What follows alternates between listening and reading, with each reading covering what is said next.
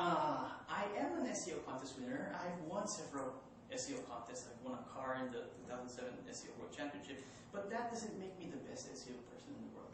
You know, when you join a contest, you win a contest, some people think, wow, like you're the greatest SEO person in the world. You could rank for any keyword you want. But in reality, that's not really true. There are still some things that you could do in contests that you cannot actually do when you're doing SEO for companies. Okay, so that is what I'm going to mean. Doing SEO for contests and doing SEO for companies. Okay? Now, several things I want to talk about. Control.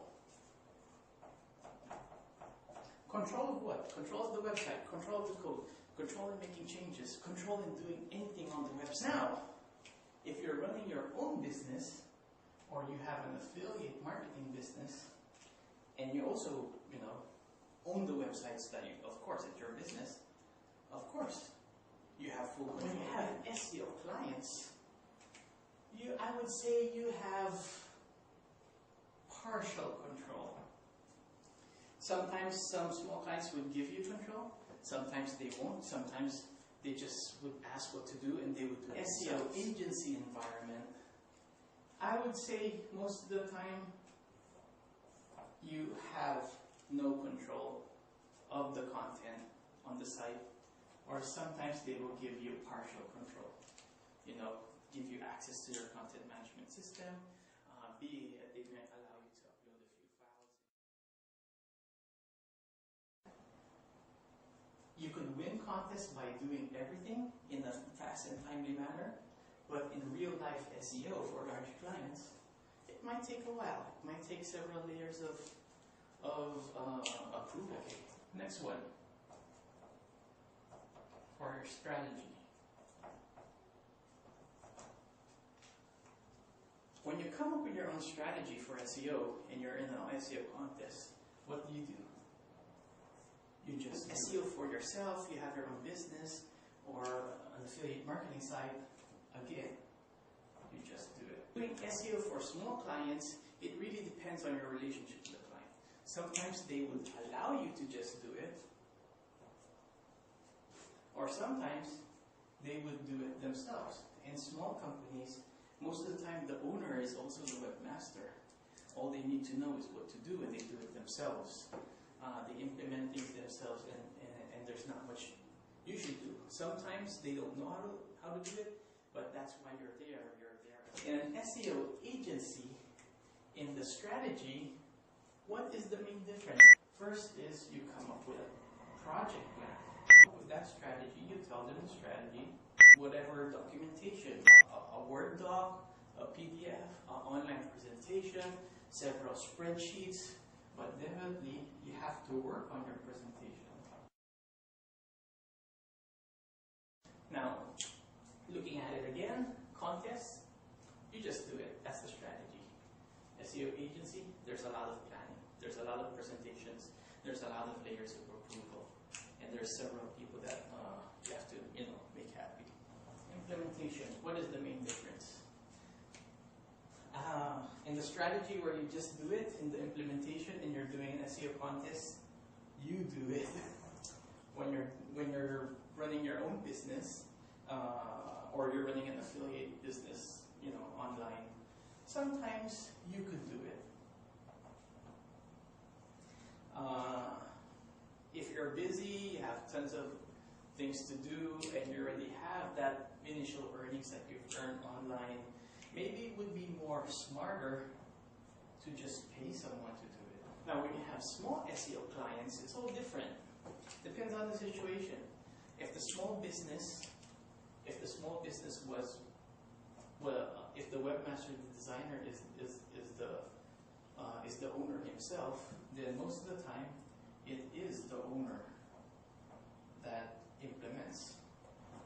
Sometimes if the owner paid some programmer, paid some developer to do their website, or it's their friend, relative, whoever, next door neighbor that did their website, then most of the time they might go back to the same person, but definitely they need to pay someone. Or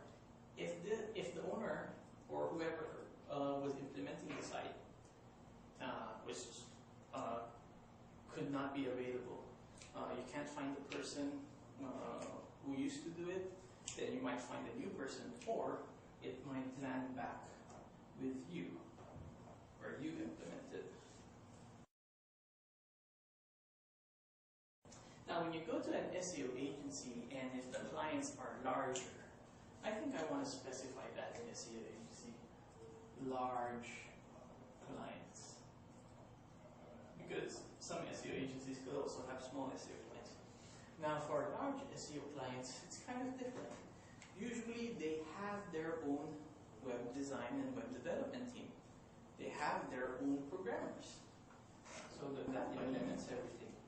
You just set the rules. You tell them how to do it. You give SEO guidelines if it's for SEO.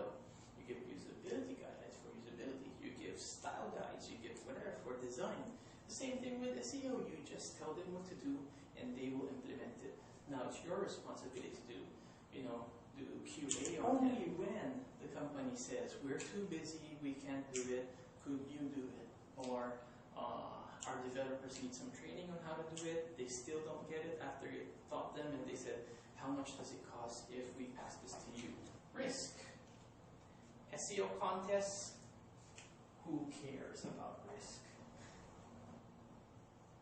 It's just a contest. If my site gets banned because I done something too aggressively, my links were done so fast, tons of friends that spam the world, who cares? If your site gets banned, you didn't really lose anything. Okay? You just lost a contest. When it comes to your own business, you care about that a little bit. It's your own affiliate site. You care about it, so sometimes the risk is kind of minimized. Or I would just say minimal risk. You would only do risk up to the level you are comfortable with. Some people are really comfortable with risk in their own business that they do what they call the churn and burn. They just do everything so aggressively, their site gets banned. Once it's banned, they just throw the domain away, buy a new domain, get a new hosting account, move everything, and do the same thing. Now, it's a lot more different when it comes to clients, either small or big. What you do is zero risk and zero risk. You would never want a website to get banned in the search engines. You don't want to do anything fishy. You don't want to do anything too aggressive. You don't want to make things appear artificial. You want it to seem all natural. And those are the challenges when it comes to clients and SEO agencies. Having said all of this, going back, if someone wins an SEO contest, has lots of skills, has been winning consistently, do you have the skills to work for an SEO agency? I would say not necessarily, unless they are knowledgeable in all of these areas. And in the same way, someone that works in an agency environment may not necessarily know how to win SEO contests. Okay? Hope that was informational, and see you again on the next whiteboard presentation.